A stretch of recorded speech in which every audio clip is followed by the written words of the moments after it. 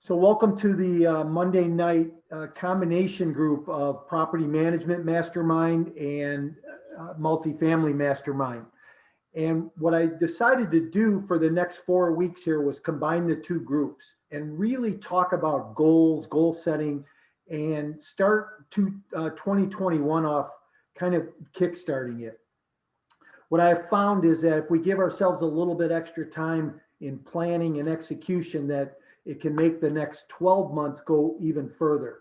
So when we start out, here in October or November, start thinking about next year and what we need to do differently. I bet in many cases, 2020 was kind of a bust for people, that some of the goals you set didn't come true. Some of the things you wanted to accomplish couldn't happen for a number of reasons. I think we're in a situation in not only Chicago, but the country and the world where we have to really adapt and change. And unless you're willing to make some changes, unless you're willing to do something a little bit different, I think that we wind up in situations where we kind of stay stagnant. And there's two places we can be, right? We can either be moving forward or moving backwards. There is no in between ground. So a lot of times people will say, well, I'm just stuck. I'm sitting in the middle. That's not necessarily true, because if you are stopped and not going anywhere, you're generally moving backwards. So I sent out an email, and in that email, it talked about 5 key points. And the first is the review of 2020. So one of the things I wanted to chat about tonight and go through was, to give you time to think about what 2020 was like for you. Any good, successful business knows their numbers. They know what their results were. If you want to know where you're going to go, you have to know where you've been or where you're at. And taking that inventory, or taking that stock and taking a look at what 2020 was for you or where you're at right now will help you set those goals and figure out what you need to do to accomplish next year. You want to think about things like, and questions like, what was it like for you? So what did you experience in 2020? If you think back all the way to March, you were probably on some mission, on some role, trying to get something accomplished. And all of a sudden the world came to a halt. And as the world came to a halt, we really didn't know what was going to happen, but we knew the next couple of months there that things slowed down, that things didn't move forward very much. And then all of a sudden, we seem to have kind of gone into a false start here and have backed up a little bit again. So what did you experience? What have you experienced over the last few months? What went right for you? So, when we take inventory and we look at where we've been and what we've accomplished, we want to look at what went right for us. And then what was the worst experience? A lot of times if we face that worst experience head on and we work through it, then we know we can walk through it, that we get to the other side of it, and then there's change. The second point that we want to work on are goals. We want to set some goals. And, when you look at goals, you might start to think, well, I want some short-term goals. So maybe I need a 90-day goal. Maybe we need a 1-year goal. But what I want you to look at too and think through is, where do you see yourself in 3 years, 5 years, even 10 years from now? I know when I set business goals, I want to set goals that are going to be attainable and that are going to be measurable along the way. So I want to make sure that I'm setting goals that I can accomplish. And by accomplishing them, you kind of build on the next one. So you set some short-term goals. What can I get done in 30 days or 90 days? What can I get done in a year? And so forth. As you start to build on those, you start to build the confidence and you start to build some enthusiasm that'll help you grow. Then you want to talk about systems and strategies. So this was point number 3. What systems and strategies do you need to have in place? Is it a system or strategy for building a team or building a network around you to help you succeed, to help you get to the next level? Is it a system and a strategy to help you locate and source off-market deals? Hey, maybe it's education.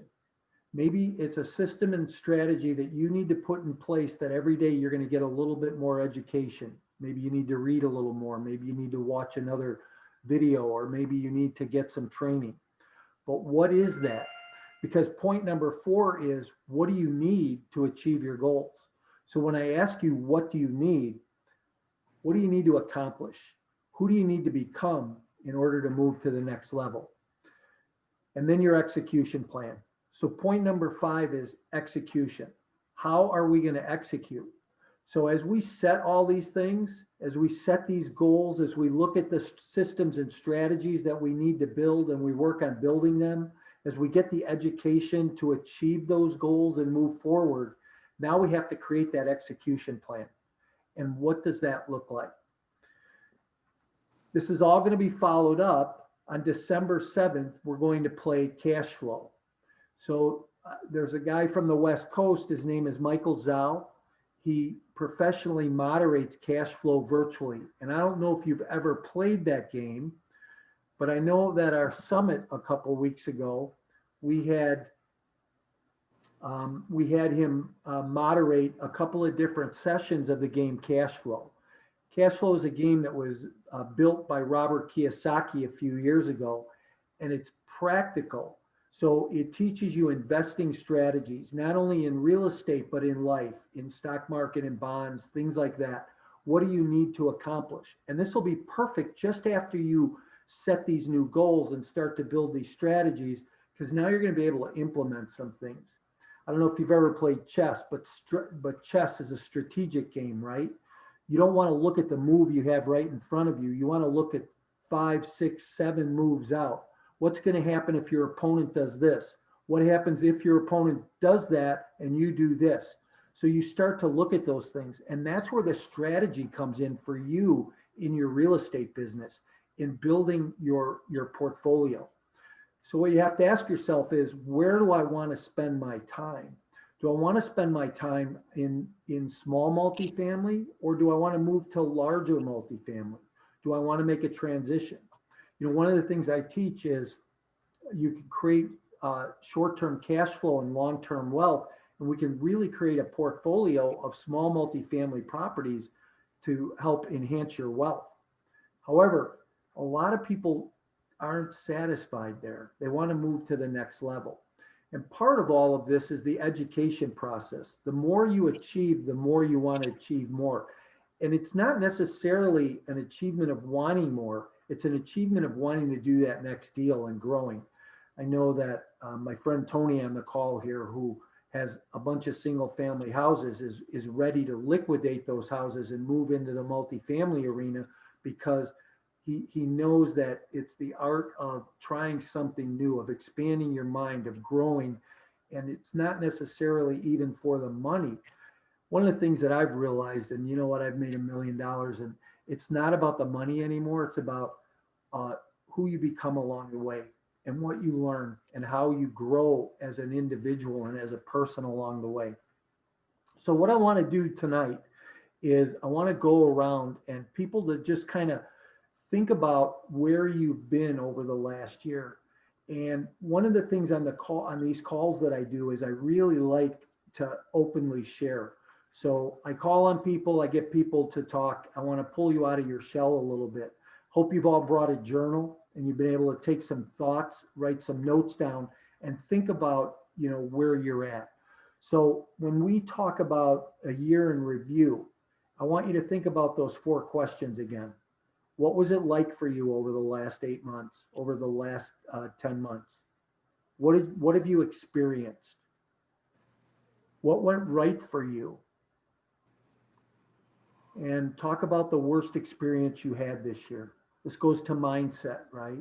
So let's get our mind set right and see what we need to do in order to move to the next level. Hey, Tony, do you mind jumping in and sharing a few things about where you're at? And if you had to review your year, you had some goals set for the year. What'd you accomplish? What didn't you accomplish? Go ahead. Sure there, Mike. Thanks.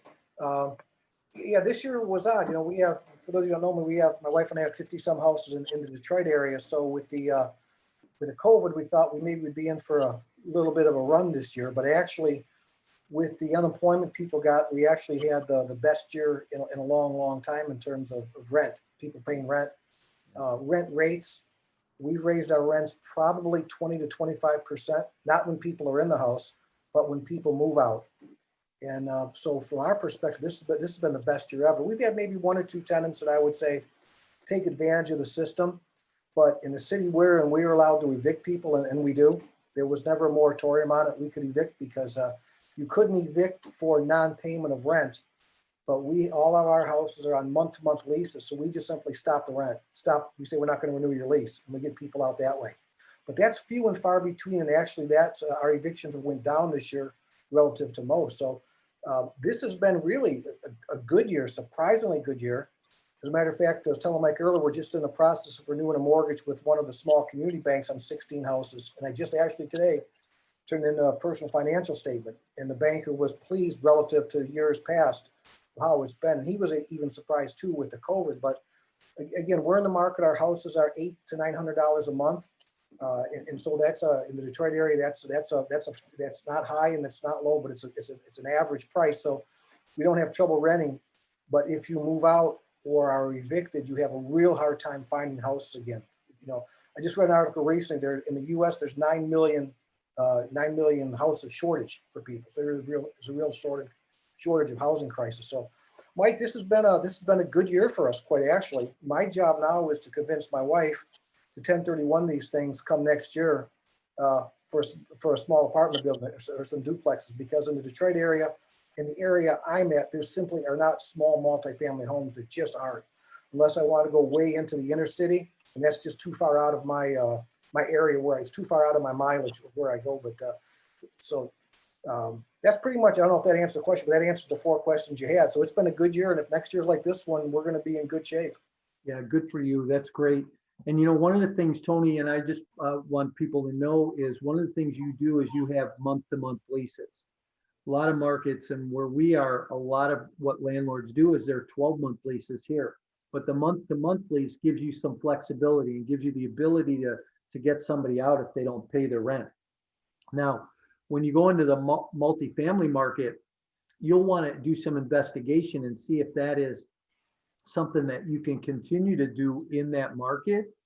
I don't know if the banks are going to be happy about that, but that's also back to the due diligence and part of your planning, right? And how do we build that system in to make it worthwhile? The other thing is you've had real success this year with raising rents and increased your cash flow because of being able to raise your rents. And I think in a lot of cases, you've raised your rents more than like $25 a month. It's been healthy $50 and $75 a month rent increases, hasn't it? Well, that's a good point. We got a lady a family, they were paying $835 a month. They moved in 2012, and we didn't raise it a lick. So we raised it up to $900, which was $65 a month, which over 8 years, that's not very much.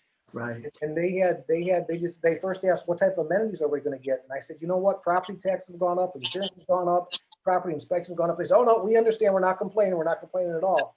So that was a bad part on us, because we've been doing this since 1995, and it was just this year was the first time ever we raised rents on people while they were living in the houses. Some were as small as $25 a month. We had to do something. So, and Mike, it was because of you we did that. Right. We didn't want to rock the boat. We didn't have a single person leave because we raised the rents, because we were modest, $25, $50, $75 a month. And quite honestly, had people said, well, we can't afford it, I would have went back and said, well, can you afford this? Well, can you afford? We would have negotiated. But because we've never raised rent, and our average tenant is 4 to 5 years, they understood that the cost of living was $25 or $50 a month. So there was zero issue in that at all. And by the way, the bank was really excited, because they pay very attention, like you talked earlier. They pay very much attention to our cash flow and what our rent rolls are. Yeah. So, one of the things I've been coaching Tony for a while and in trying to encourage him to raise the rents, and he's always pushed back and said, no, I don't want to rock the boat. But once he started raising the rents and seeing that he didn't get any pushback from the tenants, it became very easy for him, and he increased that cash flow. And that's something you need to look at too when you're going to go in and buy a multi-unit, or you're going to buy a piece of real estate, is you want to take a look and do the due diligence around those leases, around those rents, and see.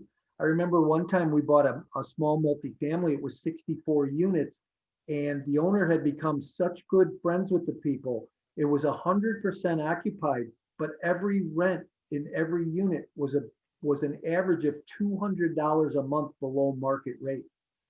So over the course of 2 years, we were able to go in and raise all those rents. We increased the NOI of that property and the profitability of that piece of real estate exponentially. And when we went to sell it, it was a very easy transition because of the increases that we did in it. So the other thing that I like, Tony, is that you're in a market that did not exercise the eviction moratorium.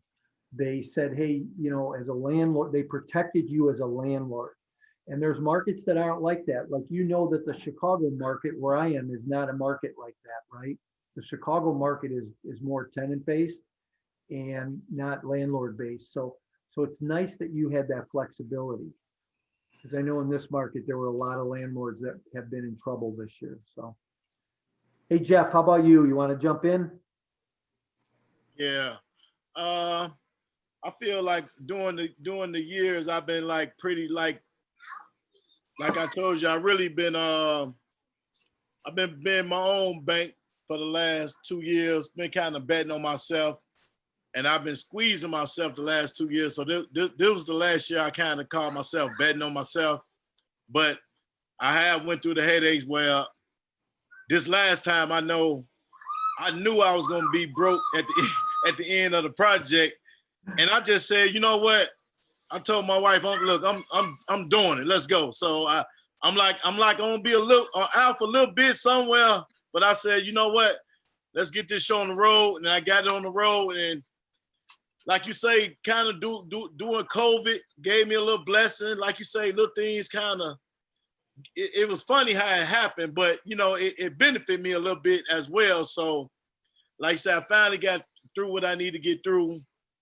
And, like from me learning from next year, I got better. Every year it seemed like I'm getting better. I'm getting better. And like now, like how you were saying, I'm trying to put everything in one place, how my financials here, like you say, so just trying to put everything in order. So if I be able to go to the bank and get a loan, I shouldn't have no problem. At least I could present them with everything I got.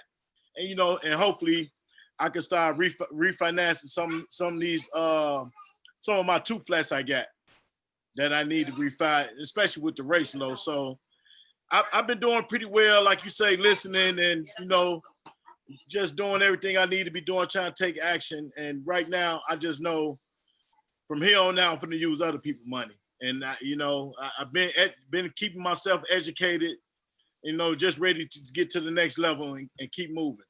Yeah, good for you.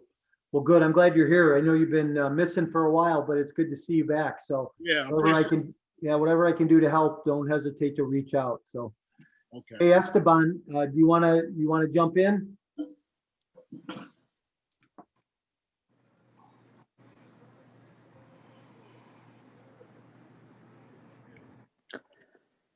Hey guys, yeah. So I guess a little about myself. From the Chicagoland area. Not quite an investor quite yet, but kind of like Jeff mentioned, trying to get his eggs in one basket. I am currently just trying to kind of plan everything out and kind of create initial systems and processes to kind of be able to scale to when I do make that first initial jump in my investment journey. Kind of look at it as a long-term play here, and kind of like you mentioned, Mike.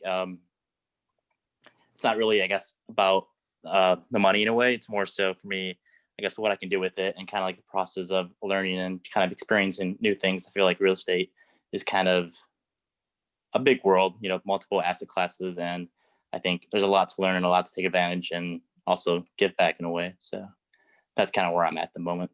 Yeah, good for you. So here's what I heard you say, that you need to figure out the systems and processes that you need to put in place. And I guess when you go to the next part, which is starting to set goals, right? So what I'll have you guys do after this call is over the next week, really take some time to just sit and think through where you want to be. Set some goals for yourself. But in part of that, if you set a goal that, hey, I want to buy, a 20-unit apartment building by June. Well, what do you need to know to do that? What systems do you need to have in place? How are you going to do that? So these are the things that the questions that you need to start answering yourself. Because I know that when we want to accomplish something, if we don't know what we need to get there and get it accomplished, we stay stuck. So to stay unstuck, we need to figure out where we need to go or what we need to get to the next level. So that's good that you said that. I think that's part of that awareness thing, right? Jerry, you want to jump in at all?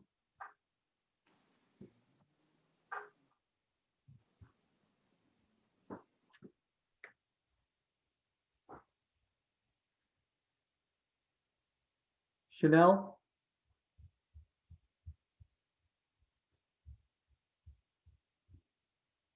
Chanel, you want to jump in at all?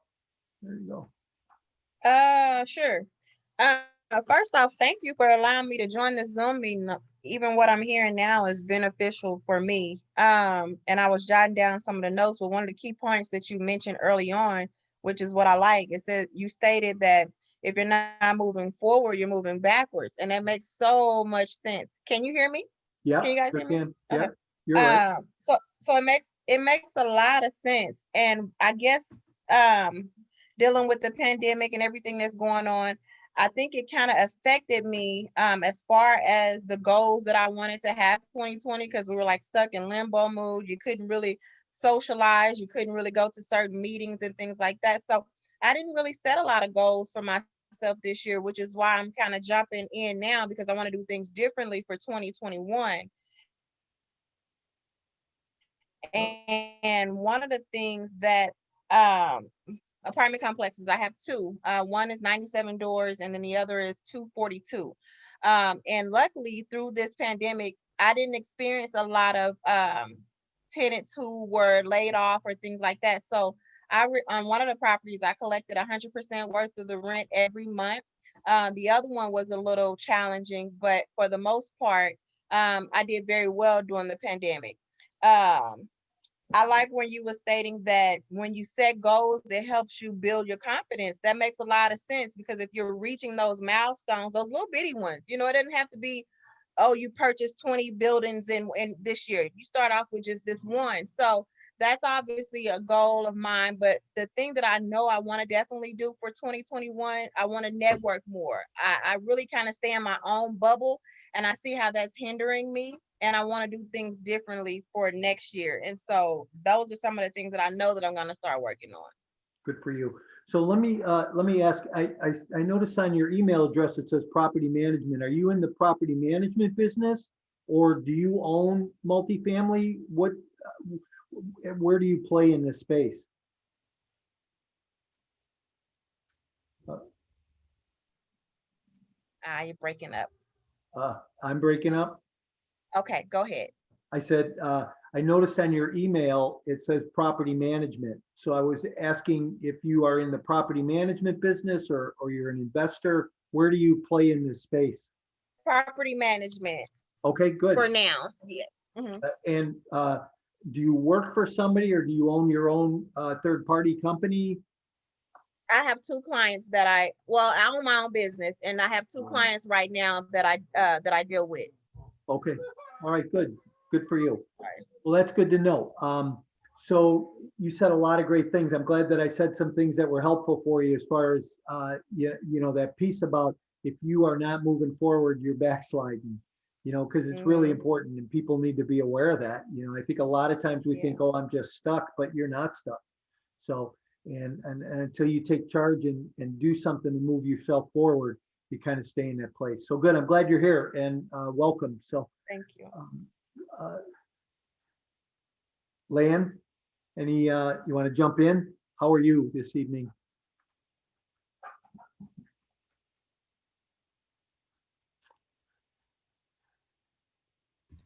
Okay, can you hear me now?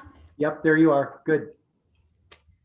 Well, you want to know about this year? Yeah.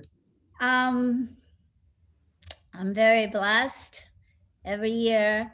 And then I feel actually I only own townhouse and fourplexes, but none of my tenant has you know lapse on their payment at all. Yeah. But this year, I went on kind of a different directions later part of the year. This summer, I have to fire the people who was managing for me because he was ripping me off. So I started learning how to, call, repair, and all these stuff. Learn a lot of stuff. And then in September, I heard the first time about multifamily. So, and then I met you last Saturday. Um, I feel like this is like the year we wrap like a part of my life. And then going forward, the next 20 years will be very different. And I really, my goal is what can I do to make my networks working harder for me, and then be more guided by divine, how I can be of service to humanity. Uh, because really, financial wise, I have no need to work this hard at all. But then now, with the greater goal during this time, I want to take what my life's experience to really become a more savvy investor in the real estate market, especially focus on multifamily and maybe the residential assisted living space, because there are a lot of people really need to be served in that space coming. And then, so I really am very looking forward because I'm right now in super learning mode. Then for the last 12 years, when I'm relaxed, I do whatever I want spiritually. So it's a very relaxed, less engaging with this real world kind of thing. And then, but now I feel like it's very guided and very charged. And then I trust that this year, like, is it Chanel? I want to meet more people because they say your network is all your network. And I set out the intention this coming year, I will be meeting a lot more heart and soul centered people, us working together for the betterment for humanity. And then for us to be more empowered with conscious creating money for good. That is really my motivation. So isn't it cool when you don't need the money, how more inspired you are and how much more you want to accomplish? So, it's not about the money, right? You're Yes, set. You don't ever have to work again in your life, and who cares, right? And right. but there's that inspiration to go do something good or do something great for somebody else just because you can, right? And I think that mindset alone puts us in a different place, right? Where when we're not trying to go, oh God, I need to make $500 or I need to make $5,000, we're now in a whole different place where it's not about the money. It's about what we can do and who we become along the way. I like what you said, that your net worth is your network. And I think that that's really an important statement, right? So take a look at the 5 closest people in your life and see who they are. And, those people are typically where you're going to be in 5 years from now. So if you are playing with some big thinkers and you are associating with people in your network who are doing more and accomplishing more, then ultimately you're going to wind up doing more, accomplishing more, thinking bigger too. But if we're playing with people, there's an old motivational speaker, Zig Ziglar, who used to say that if you put a bunch of crabs in a bucket and one tries to climb out, the other crabs will pull them back in the bucket because they don't want them getting out. And that's kind of what it is with our network too. If we have a network that is unhealthy, that's dysfunctional, that isn't good for us, they're going to try and keep us in that bucket. But if we have a network that's a step above where we are, we're going to ultimately grow to that position, and we're going to ultimately want to exceed that and do more, right? And again, this goes back to, maybe not about money. And in some cases, it's okay to need money, And I tell people, hey, go set a goal to make $1 million next year. Go set a goal. And if you make it, great. What are you going to do with it when you get it? Give it away? That's great, right? But here's the kicker, right? It is who you become along the way. So from today till you reach that goal, who have you become? Heart and soul, right? So I think that was good. Can I make one comment? Sure. Because every time people always say, so you become the people that you spend the most time with. Okay. Right. I just have to be honest, because last week I was in a different class. People also ask, who is your superhero, right? And then one of the guy, and then I said, okay, sorry, it has to be God. but I'm not religious, right? That Right. guy said the same thing because he's 70 years old. So the comment I want to make is, a lot of the time, I actually said, I don't have a lot of friends, but I have invisible friends. So I really want us to also think about, we could have these 5 people, we could have the invisible ones too. That's all I'm saying. Yeah, there's that spirituality piece, right? So, Yes, good, yes. good. All right. So what I would put on the table as a challenge for everybody here over the next week, find some time for yourself where you can disconnect, where you can turn your computer off. Oh my God, shut your phone off, leave it somewhere, and go to another place where you can be quiet and spend some time. But take a couple hours for yourself over the next week and sit down and start to journal out some goals, some things you want to accomplish. What do you want to gain? Maybe it is more knowledge in a certain area. Maybe it's getting healthier. All right. When we look at goals, let's not just look at our business goals, but let's look at the 5 spokes in our life, right? So physical, mental, relational, financial, and business. And start to look at those areas and say, what do I need to accomplish? What do I need to learn? Who do I need to associate or have in my life? I'll give you an example. I was telling Lan today that I have a very large network across the United States because I've been in the real estate industry for so long, and I know a lot of people. And she asked me today if I knew somebody that could help her sell a couple of properties. And I said, I don't know anybody in that particular town in Oregon, but I know a friend in Seattle that's a couple hours away. And I talked to him tonight. And now I hadn't talked to him in about 9 years, was probably the last time. And we were kind of reminiscing about, hey, remember the last time we were at this event? And so he gave me 2 names and numbers of people in Portland, though, to talk to that are good friends of his. But see, it's the power of your network. Your network is really important, right?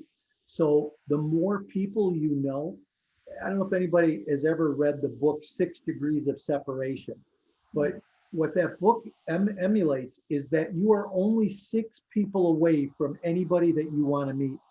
So if you want to meet Jennifer Aniston, somebody within your network knows her. And all you need to do is start connecting yourself to people and moving through your network. So who do you need to know? Who do you need to put in your life? And how do you need to grow? So think about those things this week. Set those goals for yourself in those 5 areas of your life. And then start to take a look at those goals and say, well, I have a deficit in this area. So you know what? I want to lose 20 pounds. How do I need to do that? What do I need to do to get there? Or so I need to go to the gym more.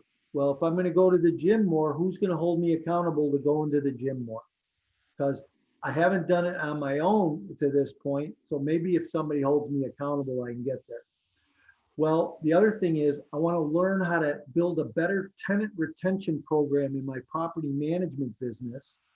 So who do I know that has a great tenant retention program that I can go and model? See, I believe success leaves clues, right? So if we talk to successful people and we pick their brain and we get information, it's going to help us be more successful. Quick story. So when I first went into the real estate business, I had some of you may have heard this. I had a friend who at the time wasn't a real good friend, but he was a good realtor. And I went to him and I said, hey, could I model you? Could I shadow you? He goes, I'll tell you what, let me make you a cassette tape. So this is how long ago this was, because you could still make a cassette tape. And he made me a cassette tape of how to prospect and how to market in the real estate business for sale by owners. And I listened to that tape over and over and over again. And that first year, I sold 78 properties in an 8-month period because I did what he said to do. He was very successful and I just went out and did it. Had no barriers, no point of entry that was too hard for me. I just went and did it. And my business grew as a result of that from there. So success leaves clues. So who can you put in your life, or who do you need to put in your life that's successful that you can go and model or learn from in order to implement in your life? And maybe it's accountability. Maybe you need to ask a spouse. Maybe you need to ask a friend or a business partner, hey, hold me accountable to this. And work with that person till you can get to a point where it becomes natural, where we build that habit and just grow ourselves. So I want you guys over the next week, take some time, build into your goals so that next week when we come back, let's talk about them. Let's see what you want to accomplish, where you want to go. And then we can start to look at systems and processes and how we can start to build those around your business, around your goals to help you get to the next level. Anybody have any last comments this evening or anything they want to chime in on?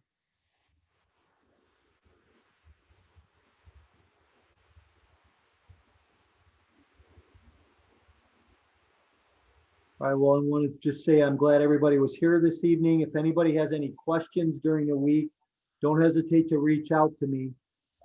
My email is mike@mycoreintentions.com. You could email me directly. And if you're not aware of it, I wrote a book. I just released it a couple of weeks ago. It's called Exit Plan. And that book is based on how to build a plan, how to build an exit plan specifically on how to get out of a deal. So I've spent hundreds of thousands of dollars over the last 30 years on real estate training and coaching and seminars and books and tapes.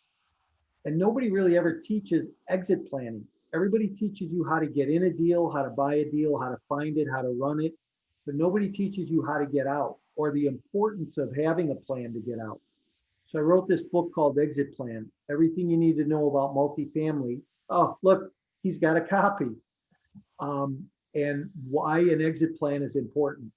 So you can go to my website and download an ebook or buy the soft cover.